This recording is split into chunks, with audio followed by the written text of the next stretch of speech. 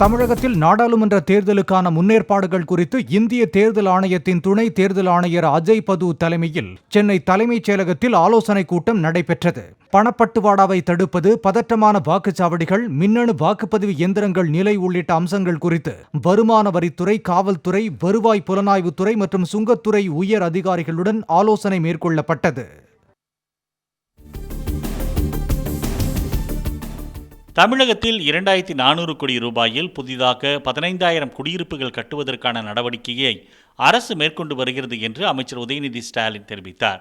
சென்னை யானைகவுனி கல்யாணபுரத்தில் நகர்ப்புற வாழ்விட மேம்பாட்டு வாரியம் சார்பில் 44 கோடி ரூபாய் மதிப்பீட்டில் கட்டப்பட்ட குடியிருப்புகளை திறந்து வைத்த பின் பேசிய அவர், நடுத்தர மக்களின் நீண்ட நாள் கனவான சொந்த வீடு கட்டும் ஆசையை நிறைவேற்றியது திமுக அரசு என்றார்.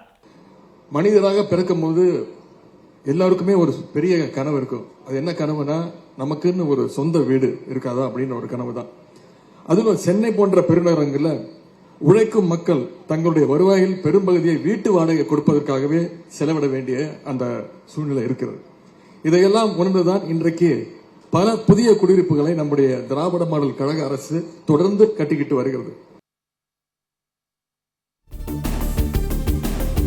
நேரடி நெல் கொள்முதல் நிலையங்களில் ஞாயிற்றுக்கிழமைகளிலும் கொள்முதல் பணிகளை மேற்கொள்ள நடவடிக்கை எடுக்கப்படும் என உணவுத்துறை அமைச்சர் சக்கரபாணி தெரிவித்துள்ளார். சம்பா பருவ நெல் கொள்முதல் தொடர்பாக டெல்டா விவசாயிகளுடன் தஞ்சாவூரில் ஆலோசனை நடத்திய பின் பேட்டியளித்த அமைச்சர், ஒவ்வொரு நேரடி நெல் கொள்முதல் நிலையங்களில் 800 மூட்டைக்கு பதிலாக 1000 மூட்டை கொள்முதல் செய்யப்படும் எனவும், தேவைப்படும் இடங்களில் கூடுதலாக இன்னொரு இயந்திரம் வரவழைக்கப்பட்டு 2000 மூட்டை கொள்முதல் செய்ய நடவடிக்கை எடுக்கப்படும் எனவும் தெரிவித்தார். ஆலோசனையின் போது அமைச்சர் எம்.ஆர்.கே. பன்னீர்செல்வமும் உடன் இருந்தார்.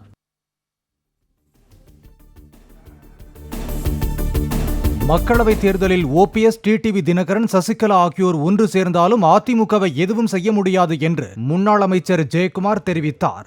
அதிமுக தேர்தல் அறிக்கை தயாரிப்பு தொடர்பாக சேலத்தில் நடைபெற்ற கருத்து கேட்பு கூட்டத்தில் கலந்து கொண்ட பின் செய்தியாளர்களை சந்தித்த அவர், திமுக, பாஜக தவிர்த்து யாரும் தங்களுக்கு எதிரிகள் கிடையாது என்றார்.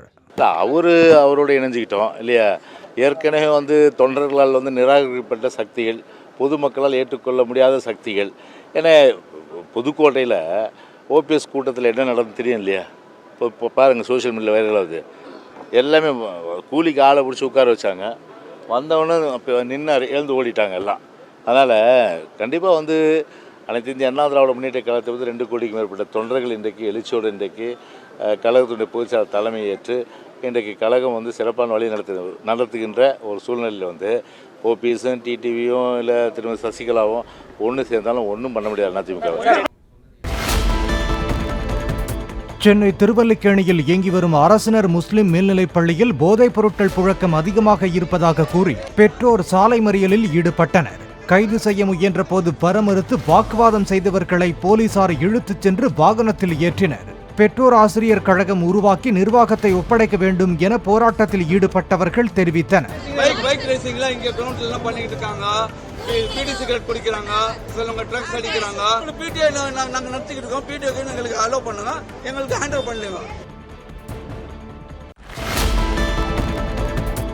ராஜாஜி மற்றும் பெரியாரின் முயற்சியால் திருச்செங்கோடு புதுப்பாளையத்தில் ரத்ன சபாபதி கவுண்டர் என்ற ஜமீன்தாரர் கொடுத்த 4 ஏக்கர் நிலத்தில் உருவாக்கப்பட்ட காந்தி ஆசிரமத்தின் 100ஆண்டு துவக்க விழா நடைபெற்றது. விழாவில் திருச்செங்கோடு எம்எல்ஏ ஈஸ்வரன் உள்ளிட்டோர் பங்கேற்றனர். கூடுவாஞ்சேரி பேருந்து நிலையத்தில் இருந்து தாம்பரம், ஆவடி, கோயம்பேடு உள்ளிட்ட இடங்களுக்கு இயக்கப்பட்டு வந்த 40க்கும் மேற்பட்ட பேருந்துகள் கிளாம்பாக்கம் பேருந்து முனையத்திற்கு மாற்றப்பட்டுள்ளதால் அவதி ஏற்பட்டுள்ளதாக பொதுமக்கள் தெரிவித்தனர். வழக்கம் போல் பேருந்துகளை கூடுவாஞ்சேரியில் இருந்து இயக்க வேண்டும் என்றும் அவர்கள் வலியுறுத்தினர். இன்றைக்கு கிளாம்பாக்கம் பேருந்து நிலையம் ஆரம்பித்தார்களோ அதிலிருந்து இங்கே இருந்து புறப்படுகின்ற பேருந்துகளை கிட்டத்தட்ட ஒரு 60% நிறுத்திவிட்டார்கள். அதாவது இப்போ நம்ம சென்னைக்கு எங்கே பிராட்வேக்கு போனாலும் சரி, E18 இந்த மாதிரி எந்த பஸ் இருந்தாலுமே 4 மணி நேரத்துக்கு ஒரு வாட்டி பஸ் இருந்தது. இப்போ 1 மணி நேரம் 1.5 மணி நேரத்துக்கு இங்கே காக்க வேண்டிய சூழ்நிலை ஏற்பட்டிருக்கு. இதனால் அவசர வேலையாக சென்னை செல்லும் அனைத்து பொதுமக்களும் ரொம்பவும் பாதிக்கப்படுறாங்க.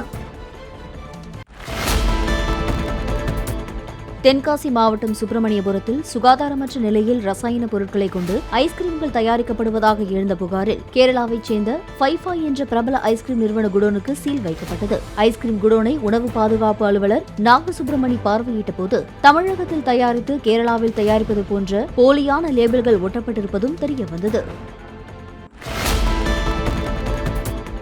திருப்பதி அடுத்துள்ள காளஹஸ்தி கோயிலில் ரஷ்யாவைச் சேர்ந்த 30 பேர் ராகு, கேது மற்றும் சர்ப்பதோஷ நிவாரண பூஜை செய்து காளஹஸ்தீஸ்வரரையும் ஞான பிரசுன்னாம்பிகையையும் வழிபட்டனர். இக்கோயிலுக்கு வரும் ரஷ்யர்களின் எண்ணிக்கை கடந்த ஓராண்டாக அதிகரித்து வருவதாகவும் கோயில் நிர்வாகம் தெரிவித்துள்ளது. நெல்லை மாவட்டம் கூடங்குளம் அணுமின் நிலையத்தில் 8ஆம் தேதி நடைபெறவுள்ள இந்திய ரஷ்ய உயர்மட்ட அதிகாரிகளின் கூட்டத்தில் 3-4 அணு உலைகள் கட்டுமான பணிகளில் பின்னடைவு பற்றியும் உதிரி பாகங்கள் ரஷ்யாவிலிருந்து வருவதில் ஏற்படும் தாமதம் பற்றியும் ஆலோசனை நடைபெறவுள்ளது. எரியூட்டப்பட்ட யுரேனியம் எரிகோள்களை அணு உலைக்கு அப்பால் சேமிப்பது, கூடுதல் அணு உலைகளை அமைப்பதற்கான சாத்தியம் குறித்தும் அப்போது விவாதிக்கப்படலாம் என்று தெரிகிறது. திருவள்ளூர் மாவட்டம் திருத்தணி, ஆர்கேபேட்டை, பள்ளிப்பட்டு போன்ற பகுதிகளில் அப்பகுதி மக்களுக்கு பட்டா வழங்கும் நிகழ்ச்சியில் கைத்தறி மற்றும் துணிநூல் துறை அமைச்சர் காந்தி கலந்து கொண்டு பயனாளிகளுக்கு பட்டா வழங்கினார். இந்நிகழ்ச்சியில் அரக்கோணம் நாடாளுமன்ற உறுப்பினர் ஜெகத் ரட்சகன் மற்றும் திருத்தணி சட்டமன்ற உறுப்பினர் சந்திரன், திருவள்ளூர் மாவட்ட ஆட்சியர் பிரபுசங்கர் ஆகியவர்கள் கலந்து கொண்டனர். சென்னையில் 4000 மாணவிகள் சிவப்பு நிற டி-ஷர்ட் மற்றும் தொப்பி அணிந்து HIV எய்ட்ஸ் என்ற எழுத்தாகவும் அதன் லட்சணையாகவும் அமர்ந்து விழிப்புணர்வு ஏற்படுத்தினர். சேத்பட்டில் உள்ள மெட்ராஸ் பல்கலைக்கழக மைதானத்தில் எத்ராஜ் கல்லூரி மாணவிகள் நடத்திய இந்த விழிப்புணர்வு இந்திய சாதனை புத்தகத்தில் இடம் பிடித்ததாக கல்லூரி நிர்வாகம் தெரிவித்துள்ளது.